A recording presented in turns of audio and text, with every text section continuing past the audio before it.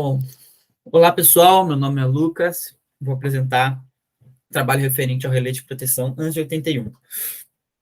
Aqui um breve sumário sobre a apresentação, eu vou tratar dos procedimentos de rede, que a ONS trata, o que a ONS traz sobre a frequência, os limites operacionais, bem como as normas internacionais IEC e I3E. O exemplo que encontrei foi um módulo da Schneider, e os princípios de funcionamento e considerações para esse módulo e para a função de proteção ANSI 81. Tratando dos procedimentos de rede, no módulo 2 do PRODIST, mais especificamente no submódulo 2.9, que ele traz os requisitos mínimos para a qualidade de energia, quando ele trata da frequência em regime permanente, ele permite que, a ONS permite que haja uma variação mínima de 0,1 Hz para mais ou para cima, ou seja, a rede pode operar em regime permanente entre 60,1 e 59,9 Hz. Já em distúrbios, existe esse DFD, que é um fator que é calculado para quando nós temos distúrbios na frequência, e aqui nós temos uma tabela referente aos intervalos de frequência que são aceitos, isso em um período de 1 ano, ou seja, em 1 ano, durante distúrbios, nós podemos ter, por exemplo, entre o intervalo de 63,5 Hz e 66 Hz, nós podemos em 1 ano ter 30 segundos, a rede ter 30 segundos operando nessa faixa. Certo. Em referência à IEC 60255-181, que trata especificamente da proteção e frequência, é um documento fechado, ou seja, é um documento que, para ter acesso, nós precisamos comprar o documento. Nós não temos nas bases de dados da faculdade. A única coisa que nós podemos acessar é um documento de 18 páginas, que trata apenas do escopo da norma. E a única coisa que ela traz nesse documento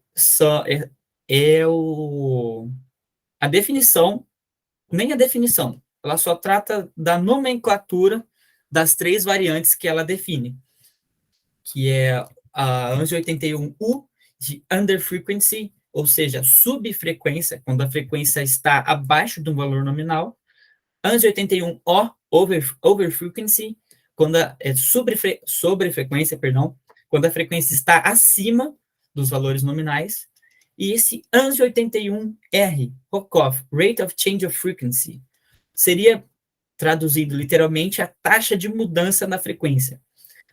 Nós não conseguimos nenhum acesso a essa definição, uma definição mais a fundo dessa função de proteção ANSI 81R, mas dá para se imaginar uma proteção referente a mudanças, a variações súbitas da frequência.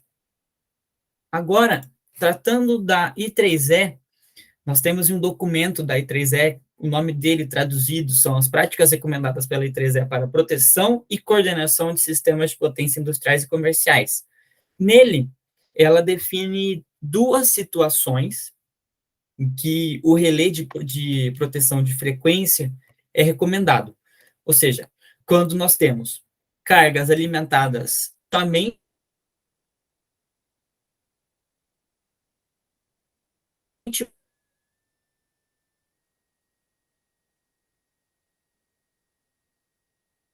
por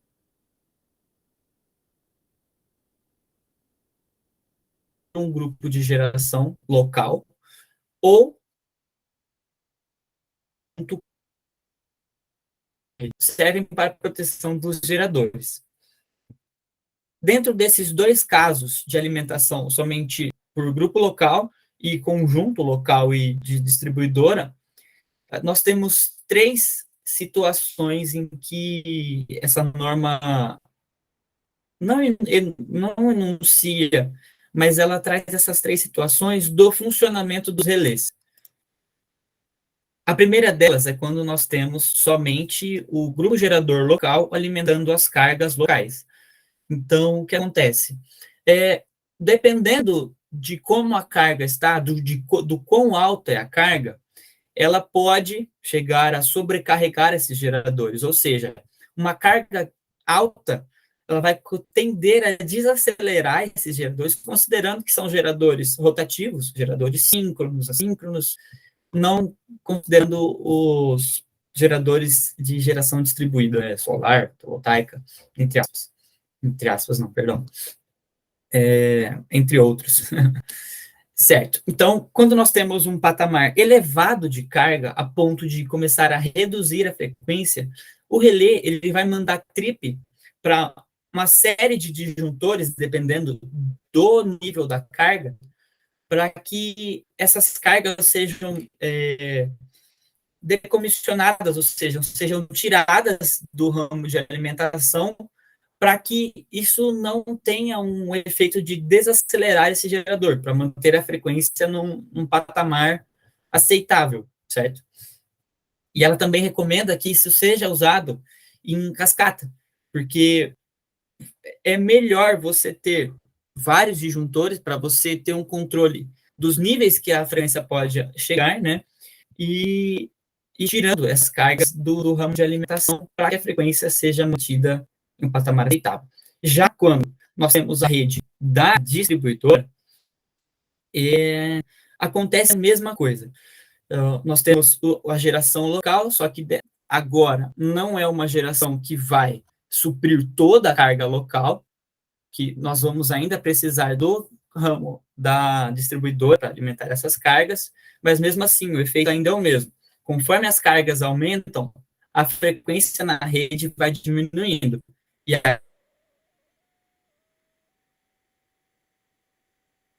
ainda assim, o relé ele vai atuar para... E nós temos essa situação. O que acontece? O que pode acontecer? A alimentação do ramo da distribuidora é desligada. Ou seja, o nosso grupo gerador vai ter que não só alimentar a carga local, mas vai ter que alimentar cargas que estão conectadas depois dessa rede. Então, vai aumentar ainda mais a carga em cima dos geradores. Vai ultrapassar muito a carga, a potência nominal que o gerador aguenta, o gerador suporta. Então, o que acontece nessa disposição que os relés são conectados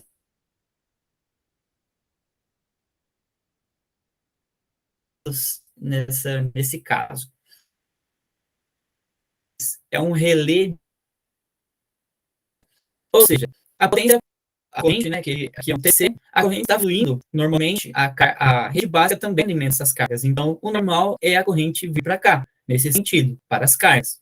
Só que o que acontece? Quando essa alimentação é desativada, o grupo gerador também vai ter que alimentar cargas ajusantes desse transformador.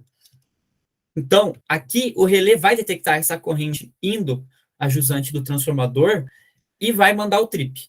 Só que o que acontece? Está em série esses dois relés. Não, o grupo gerador pode alimentar cargas, só que a frequência tem que ser mantida nos níveis aceitáveis. Na situação que o gerador está alimentando cargas desse ramo da distribuição e a frequência ela sai dos limites aceitáveis, esse relé também vai mandar o trip. Então, nós temos os dois trips, e aí sim, esse ramo da rede, da distribuidora, esse disjuntor vai abrir. E aí, ao invés de abrir as cargas, o grupo gerador continua mantendo aqui o sistema local, mas a rede da distribuidora é desconectada. Certo? Então, aqui é o que a I3E traz nesse documento, as recomendações da I3E. Ela também traz, como já disse, né, os relés de subfrequência, eles estão conectados nos ramos de carga, já os relés de sobrefrequência, eles acompanham os geradores. Porque o que pode acontecer? Aqui, essa linha, esse disjuntor vai abrir. Então, as cargas que estão a jusante desse transformador não vão ser mais alimentadas por esse gerador. A carga vai ter uma mudança súbita na carga. essa mudança súbita pode causar uma aceleração acima dos valores nominais, acima dos limites do gerador, que nós podemos sair no patamar de subfrequência para um patamar de sobrefrequência. Então, esses relés também são utilizados para proteger os geradores. Partindo, por exemplo, nós temos aqui o relé da Schneider Master Pact MTZ, que é essa caixa inteira aqui, e a unidade de controle, perdão, é esse dispositivo aqui que está destacado. O módulo de proteção ANSI 81 da Schneider, ele é vendido separadamente. Ele não tem, existe um datasheet dele, só que só trata das especificações, eu não tenho uma foto para trazer para vocês de como ele é fisicamente. Certo? Então, tá. Esse relé da Schneider, esse ANSI 81, conta com as proteções 81U e 81O, que trata da